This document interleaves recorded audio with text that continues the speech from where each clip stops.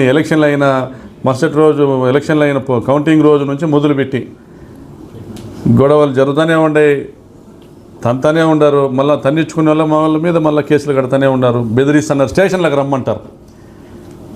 రమ్మంటారు మా వాళ్ళని, మా లీడర్లు స్టేషన్లకు రమ్మని వచ్చి కూర్చోవాలంటారు. పొద్దున్న నుంచి కూర్చోబెట్టుకుని సాయంత్రం పంపిస్తారు. మీకు ఒకటే చెప్తాండే, ఈ పోలీసులు ఎవరైతే రాప్తాడు నియోజకవర్గంలో పనిచేస్తున్నారో మళ్ళీ మాదే ప్రభుత్వం వస్తారు. మీకు పోస్టింగ్లు మళ్ళీ ఈ జిల్లాలో వేరే ఏ ఎమ్మెల్యేలైనా పోస్టింగ్లు ఇస్తారనుకుంటున్నారో జరగనీం. పోనీ రాష్ట్రంలో ఎక్కడైనా మీకు పోస్టింగ్లు వస్తాయనుకుంటే కూడా జరగనీం. దూరికి బాత్రానైనా నీ ప్రభుత్వం ఎప్పుడు వచ్చేదని మీరు అనుకుంటారు. ఖచ్చితంగా మీ దౌర్జన్యాలు, మీ మోసాలు, మీ ద్రోహాలన్నీ కూడా ప్రజలు గుర్తిస్తున్నారు. తప్పనిసరిగా చంద్రబాబు నాయుడు చేసిన మోసాలన్నీ కూడా గమనించినారు. తప్పనిసరిగా జగనన్న మళ్ళీ సీఎం అవుతాడు. ఈ పరిటాల సునీత శాశ్వతంగా రాజకీయాల నుంచి తప్పుకునే పరిస్థితి వస్తుంది.